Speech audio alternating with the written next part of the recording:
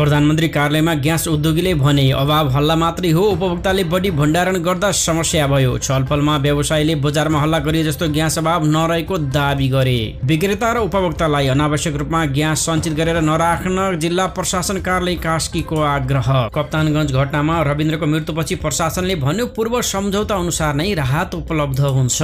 बजारमा हल्ला भए जस्तो ग्यास अभाव छैन, वितरणमा केही समस्या भएको निगमका निमित्त कार्यकारी निर्देशक बरालको स्पष्ट उक्ति।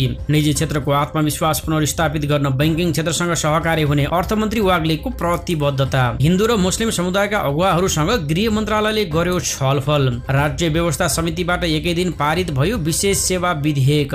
शीघ्र पेट्रोल उत्पादन गर्ने सरकारी घोषणा। चिनिया जवाफ नआउँदा विकल्पको विषयमा छलफल। एमाले नेता जगन्नाथ थपलिया वीर अस्पतालमा भर्ना। बागमती प्रदेशमा फेरि नयाँ ट्विस्ट। राप्रपाको समर्थन लिएर आज नै मुख्यमन्त्रीमा दाबी गर्ने किरणको तयारी। गण्डकीले खोलो गाँजा खेती गर्ने बाटो, विद्यमान कानूनसँग बाजिने विषयमा सिंहदरबार के भन्छ हेर्नुहोस् आजको समाचारमा। बालेन्द्र टिमले सांसद राजु पाण्डेलाई गरायो सचेत। सेनाको गुनासोपछि सचिवालयको एक्सन। ग्यास सिलिन्डर म्यापिङ तुरुन्त गर्नु, नसके जिम्मेवारी छाड्नु भन्दै निगमलाई उद्योग समिति सभापतिको निर्देशन। सुकुम्बासी बस्तीबाट हटाइएकाहरूलाई 5 वटा सुविधा दिन कंग्रेसले गर्यो माग।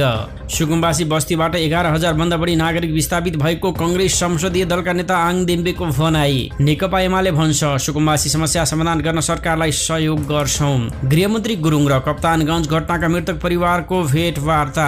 क्यानका पूर्व महानिर्देशक अधिकारीलाई धरौटीमा छाड्न आदेश, थुनामुक्त भने नहुने। प्रक्रिया थालिएको 6 वर्षपछि संसद पुग्यो जहाज दुर्घटनाको क्षतिपूर्ति बढाउने कानून। सेनासँगको समन्वयमै करिडोर विस्तारको काम भइरहेको राजसभा सांसद पाण्डेको प्रष्टीकरण। एन्फा निलम्बन फुकुवाका लागि फिफासँग निरन्तर संवाद भइरहेको मन्त्री पोखरेलको भनाई। गाउँपालिकाका सूचना प्रविधि अधिकृत 1 लाख घुस सहित पक्राउ। संसदका स्वकीय सचिव नियुक्त गर्न कंग्रेसको नयाँ कार्यविधि। मोरङका एसएसपीलाई सोधियो स्पष्टीकरण।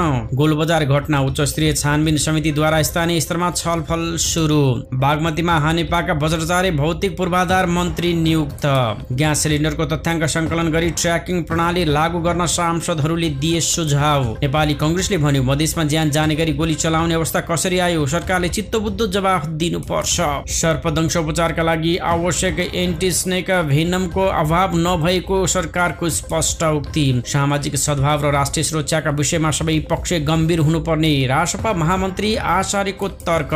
बागमती करिडोरको बोटल नेक हटाउने क्रममा सेनासँग कुनै विवाद नभएको सांसद राजुनाथ पाण्डेको भनाई। रासायनिक मल वितरण प्रणालीमा सुधार गर्न र निजी क्षेत्रलाई आयातको अनुमति दिन सांसद भण्डारीको माग। हिमाल आरोही निर्मल पूर्जालाई राष्ट्रिय विभूति घोषणा गर्न माग। नेपाल